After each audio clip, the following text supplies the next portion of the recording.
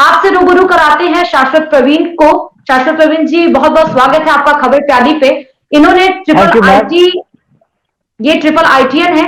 इन्होंने triple IT से अपनी बीटेक कंप्लीट की है और ये कैंपस सिलेक्शन ना लेते हुए, उसको नामंजूर करते हुए, इन्होंने शिक्षा के क्षेत्र में उन तमाम बच्चों को पढ़ाने की सोची, उन्हें आगे बढ़ाने की सोची जिनके पास फैसिलिटीज नहीं हो पाती हैं, या फिर यूं कहें कि कोरोना काल में जिस तरीके से शिक्षा व्यवस्था धराशायी हो गई, रुक गई, फिर ऑनलाइन क्लासेस चलानी पड़ी। उस ऑनलाइन क्लासेस में भी तमाम बच्चों को बहुत सारी प्रॉब्लम्स को फेस करना पड़ा। ये सोच शाश्वत के दिमाग में आई कि उन बच्चों को, क्योंकि एग्जाम्स आने वाले हैं, चाहे वो आईआईटी के एग्जाम्स हो या डॉक्टरी के एग्जाम्स हो, आईएएस के एग्जाम्स हो, सब लगभग मई जून के आसपास पड़ेंगे। तो शाश्वत ने एक नई सोच इसमें डेवलप की है कि कैसे उन बच्चों को प्रिपेयर किया जाए ताकि बेहद कम समय में उन बच्चों को तैयार कर सके और वो बच्चे अपने लक्ष्य को प्राप्त कर सके। साथ ही हमारे साथ सुजीत शर्मा है, जिन्होंने मैथ से थैंक यू। एमएससी की है। सुजीत जी, आपका भी बहुत बहुत स्वागत है खबर प्याली पे। थैंक और यू। आज हम जानेंगे इन दो शख्स से जो बेहद कम उम्र में एक मुकाम हासिल कर चुके हैं, एक बिजनेस की तरफ, एक बिजनेस टाइकून के रूप में आगे बढ़ रहे हैं। तो इनकी क्या सोच रही है एक नया स्टार्टअप खोलने के पीछे, लोकल फॉर वोकल को प्रमोट करने के पीछे, कैसे ये शिक्षा के क्षेत्र में एक नया मुकाम हासिल करने के लिए उन बच्चों को कैसे प्रेरित करेंगे, कैसे ये एक नई इन्वेंशन करेंगे शिक्षा के क्षेत्र में। तो शुरुआत करते हैं शाश्वत आपसे, क्योंकि ट्रिपल आईटी से यस आपने मैम। बीटेक किया है, फिर एक नया स्टार्टअप आपने खोला, तमाम बच्चों को आप उस तरफ ले जाना चाहते हैं जो आपकी सोच है। क्या ऐसी वजह रही है? एक्चुअली मैम, मैं आपको एक चीज बताना चाहूंगा, और मैं ये सारे स्टूडेंट जो भी अभी नए फेज में आ रहे हैं या जितने भी बड़े लोग हैं, मैं उन लोग के लिए भी कहना चाहूंगा कि फेलियर जो एक चीज होती है ना, फेलियर फेलियर मतलब ये नहीं होता है कि आप फेल हो गए हो। फेलियर का मतलब होता है नेक्स्ट स्टेप टू सक्सेस, क्योंकि कोई भी आदमी सक्सेस नहीं पाया है। मैं एक चीज कहना चाहूंगा कि आज सभी अपनी आंखें बंद करके ये सोचे कि वो क्या करना चाहते हैं। जैसे मैं, अगर मेरे मुझसे पूछा जाए मेरे ड्रीम्स क्या है, तो मेरे ड्रीम्स है कि मैं एंटरप्रेन्योर बनना चाहता हूँ। मेरे ड्रीम्स है कि मैं अपने फेवरेट स्टार आमिर खान से मिलना चाहता हूँ। मेरे ड्रीम्स है कि मैं लंदन घूमना चाहता हूँ। मेरे ड्रीम्स है कि मैं इंडिया में कुछ अपना चेंजेस लाना चाहता हूँ। तो ये मेरे ड्रीम्स है। ऐसे ही मैं ये चाहता हूं कि हर बच्चा जो भी वो ड्रीम पाना चाहता है, जो भी ड्रीम वो चाहता है, चाहे वो फॉरेन में पढ़ना चाहता हो, चाहे वो क्यूट गर्लफ्रेंड पटाना चाहता हो, चाहे वो डांसिंग चाहता हो, चाहे वो कुछ भी चाहता हो, मैं एक ऐसा प्लेटफॉर्म क्रिएट करूं जहां पर आके हर बच्चा, हर लोग अपने ड्रीम्स को पूरा कर सके। बिल्कुल। तो यही मेरी चीज है कि क्योंकि एक्चुअली होता है, ये प्रॉब्लम ये होती है कि हम जो स्मॉल सिटीज के लोग होते हैं या जो हम विलेजेस के बच्चे होते हैं, उनको ये मौका नहीं मिल पाता है। जैसे मान लीजिए उनको आईआईटी करना है, तो उनको आईआईटी करने के लिए जाना होता है कोटा, या अगर ऑनलाइन क्लासेस होते तो उनकी भी फीसेस बहुत ज्यादा है आजकल। उसके बाद अगर मान लीजिए उनको फॉरेन में जाके पढ़ाई करनी, कुछ बच्चों का सपना होता है, डेफिनेटली बच्चों का सपना होता है फॉरेन में पढ़ना, तो उनको ये नहीं पता भी फॉरेन में पढ़ने के लिए मुझे जीआरई देना है, मुझे क्या एग्जाम देना है। तो मैं चाहता हूं कि मैं वो पाथ बनूं जिससे आपको जो भी कुछ करना हो, मैं आपको डायरेक्शन दूं, मैं आपको चीजें दूं, ताकि आप उस पाथ पे चल के अपनी टारगेट को अचीव कर सके। बिल्कुल।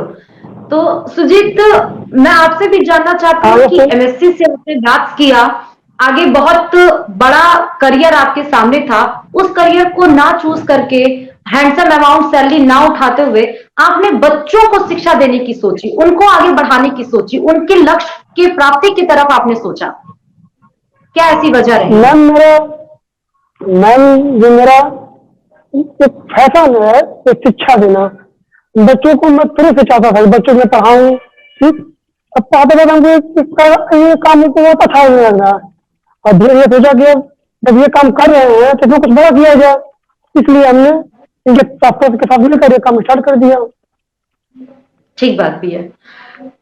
ये देखा गया है सुजीत की, अगर हम ये देखें कि गांव में और शहर में बहुत अंतर है, शिक्षा में भी, फैसिलिटीज में भी, टीचर्स में भी। तो आप एक नए रास्ते की तरफ बढ़ रहे हैं, लेकिन उसमें तमाम अटकलें भी आ रही हैं।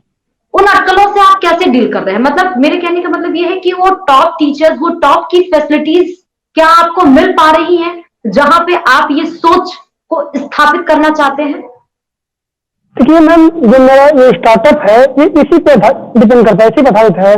हम हम लोग यही चाहते हैं कि जो बच्चे गांव के बच्चे हैं और जो शहर के बच्चे हैं उनके पे ये इतनी लंबी खाई खाई हो गई है, वो डिफरेंस हो गया दोनों के बीच में, इसी को हम लोग एक लेवल में लाना चाहते हैं। हम लोग, हमारे स्टार्टअप का मेन उद्देश्य यही है कि गांव के बच्चे और शहर के बच्चे एक प्लेटफॉर्म पे आके खड़े हों। इसके लिए हम लोग लगातार काम कर रहे हैं। बिल्कुल। और ये देखा गया है शाश्वत कि गांव के बच्चों और शहर के बच्चों में गांव अगर हम इसकी बात करें तो ये चीज देखी गई है शाश्वत। आपको आवाज मेरी मिल रही है Shashwat? Yes ma'am, yes ma'am, clear मिल रही है जी। ये चीज शाश्वत देखी गई है कि गांव के बच्चों में और शहर के बच्चों में शिक्षा में बहुत फासले हैं, क्योंकि आप शिक्षा से जुड़े हुए हैं, ट्रिपल आईटीएन आप हैं, आपने बीटेक कंप्लीट किया हुआ है, एक अच्छे कॉलेज से आप पढ़ के आए हैं, शहर के फैसिलिटीज से होते हुए आप गांव के फैसिलिटीज को भी देख रहे हैं। तो इंडियन स्टूडेंट्स के बारे में मैं आपसे जानना चाहूंगी कि आपने उनके बारे में क्या जाना है, उनकी सीखने की क्षमता के बारे में, उनकी शिक्षा की क्षमता के बारे में।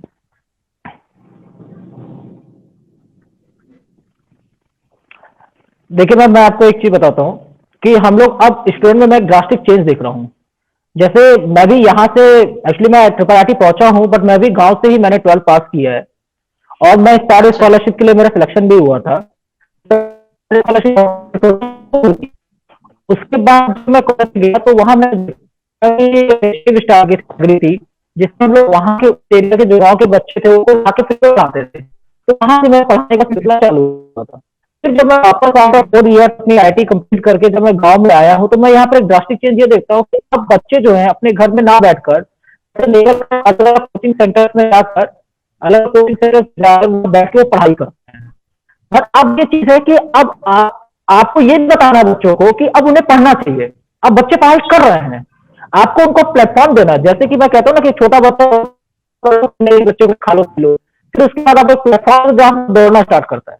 तो अब जो है विलेज या सिटीज के हो उनको सिर्फ और सिर्फ एक लॉन्चिंग प्लेटफॉर्म देना है बस। इसीलिए मैंने ये स्टार्टअप को लॉन्च किया है, जिसमें एक महीने के अंदर विद इन 1 मंथ हम उनका पूरा कोर्स कंप्लीट कराएंगे। और जहां तक मैंने अपनी कैलकुलेशन की है और जहां तक हमने स्टडी की है कि गुरुकुल सिस्टम का जो एजुकेशन होता था जिसमें स्टूडेंट 24 आवर्स टीचर के गाइडेंस में होता था, वो एजुकेशन पैटर्न आज भी बहुत ही अच्छा है। तो हमारा जो एजुकेशन सिस्टम वो बेसिक होगा, हमारा जो स्टार्टअप है वो गुरुकुल सिस्टम पे ही बेस्ड होगा। उसमें जो चेंजेस हो रहे हैं वो इस टाइम को देखते हुए उसमें अमेंडमेंट हुए हैं, बट बेसिक कॉन्सेप्ट मेरा वही है। अच्छा, अमेंडमेंट्स अगर मैं जानना चाहूं तो शाश्वत किस तरीके से आपने अमेंड किया है? क्योंकि आजकल बच्चे ये भी देखा गया है कि वो पढ़ना भी चाहते हैं लेकिन एंजॉय भी करना चाहते हैं, मतलब मूवी भी देखेंगे और वो पढ़ेंगे भी। तो आपने गुरुकुल के सिस्टम को तो अपना लिया। हाँ, मैं अमेंडमेंट में एक चीज देखना चाहता हूं कि अभी कोरोना आया था, बहुत सारे बच्चे ऑफलाइन से ऑनलाइन स्टडीज में गए, कॉलेजेस सारे बंद हो गए, तो बच्चों ने ये चीज फील किया कि ऑफलाइन स्टडीज में समझना ज्यादा आसान होता था एज कम्पेयर टू ऑनलाइन। अभी तक जो भी चीजें या तो वो टोटली ऑनलाइन है या तो टोटली ऑफलाइन है। अभी तक कोई भी ऐसा प्लेटफॉर्म नहीं क्रिएट हुआ है जहां पर ऑनलाइन और ऑफलाइन दोनों एक साथ डील की जाए, और यही चीज था गुरुकुल सिस्टम। हमने जो प्लेटफॉर्म क्रिएट किया है यहां पर एक मंथ में 24 आवर्स वो जो टीचर के गाइडेंस में होता है। देखिए मैं एक चीज बताता हूँ, जब मैं पढ़ाई करता था, जब मैं आईटी की तैयारी करता था, तो जब मैं स्कूल में था, जब मैं टीचर के पास पढ़ता था तो उस समय मैं डाउट पूछ सकता था। उसके बाद जब मैं घर आता था, अगर मुझे कोई क्वेश्चन डाउट आ रहा है तो मुझे वेट करना पड़ता था कि सुबह मैं जाऊंगा तो मैं टीचर से पूछूंगा। ऑनलाइन में क्या है कि ऑनलाइन में आप उसको पढ़ाई कर रहे हो, ठीक, वो टीचर आपको ऑनलाइन पढ़ा रहा है, आप उसको टाइप करके क्वेश्चन बोलते तब वो आपको जवाब देता है, बट वो इतनी फ्रिक्वेंटली हर बच्चे का उस टाइप का जवाब नहीं दे सकता है। ये प्रॉब्लम ऑनलाइन और ऑफलाइन दोनों स्टूडेंट को समझ में आती है। तो अगर हम एक ऐसा सिस्टम क्रिएट करें जिसमें 20 एग्जाम के 2-3 मंथ पहले, क्योंकि एग्जाम के पहले बच्चों का प्रेशर होता है, अगर कोई बच्चा फेल हो रहा है तो उसे पास होने का प्रेशर है, अगर कोई पास हो रहा है तो उसे टॉप करने का प्रेशर है। बिल्कुल। तो उनके ऊपर प्रेशर होता है। और दूसरी चीज होती है, फैमिली में आपको वो माहौल नहीं मिलता।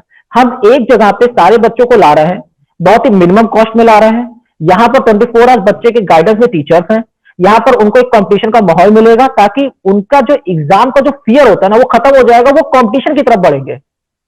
और जाहिर सी बात है, अगर क्योंकि 12th के बाद निकलने के बाद बच्चे को वैसे भी कॉलेज या अदर यूनिवर्सिटीज में जाना है, अगर उससे पहले उसका एक ऐसी चीज हो जाए जहां पर 24 आवर्स वो पेरेंट्स से दूर होकर अपने कंपटीशन के लिए फोकस कर रहा, तो उससे अच्छी बात उस बच्चे के लिए स्टार्टअप के लिए नहीं हो सकती है। ये मैं फील करता हूँ। तभी मैंने 1 महीने का फुल गुरुकुल सिस्टम इसलिए हुआ कि 24 आवर्स बच्चा हमारी ही गाइडेंस में रहेगा, हमारे टीचर्स 24 आवर्स उसको पढ़ा सकते हैं, वो जिस टाइम पे चाहे उस टाइम पे पढ़ सकता है, तो 8 to 10 आवर्स की क्लास होगी और उसके पूरे सिलेबस कंप्लीट हो जाएंगे। अच्छा, और एक जो Gurukul system with modern system के साथ जो कंपाइलेशन आपने शाश्वत किया है, मुझे लगता है कि ये बच्चों को पसंद भी आएगा और बच्चे आपसे जरूर जुड़ना चाहेंगे। लेकिन इस बीच में सुजीत, ये भी हम देखते हैं कि बच्चों को लैंग्वेज में बहुत दिक्कत होती है, भाषा में, इंग्लिश और हिंदी में खासकर। अगर हम टॉप कंपनीज की बात करें, अगर बच्चा गांव का भी और मेहनत करके वो किसी बड़े कंपनी में चला भी गया है, तो उसे इंग्लिश लैंग्वेज की बड़ी दिक्कत होती है।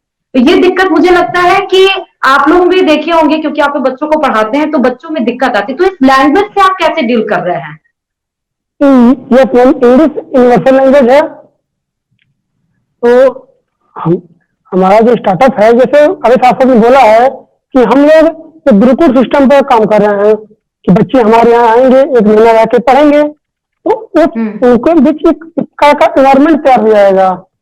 तो बच्चों के अंदर जो एक कम्युनिकेशन की भावना है, तो हम कोशिश करेंगे अधिक से अधिक कि बच्चे इंग्लिश में अधिक इस पर काम करें।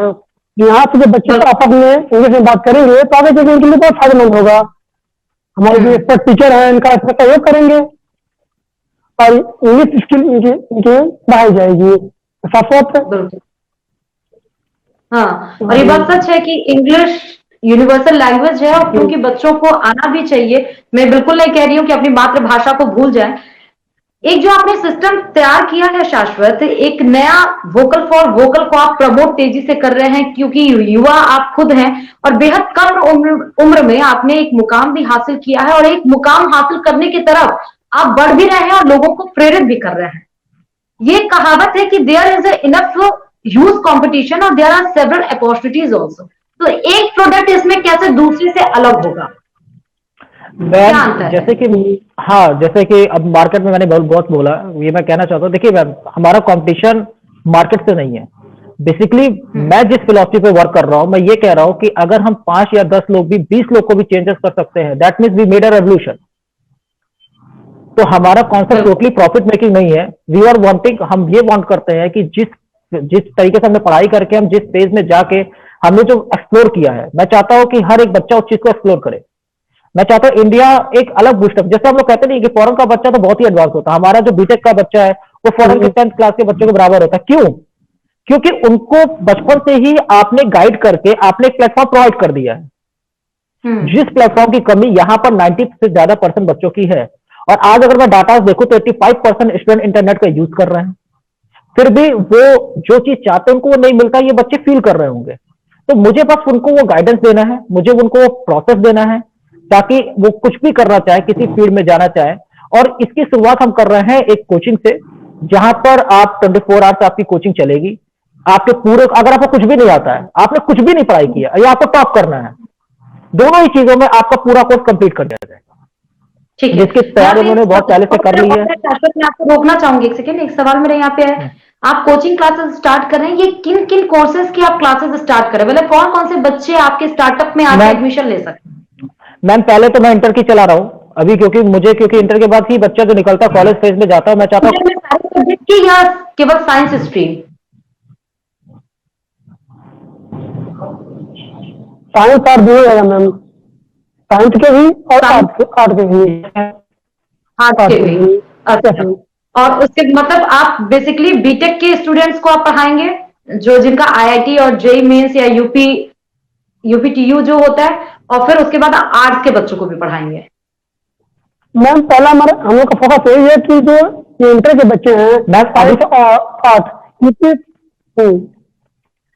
इनकी जो टोटल तैयारी इनकी पूरी कराई जाए, इनका कोर्स पहले कंप्लीट कराया जाए। एक्चुअली मैम उसके बाद कोर्स कंप्लीट करने के बाद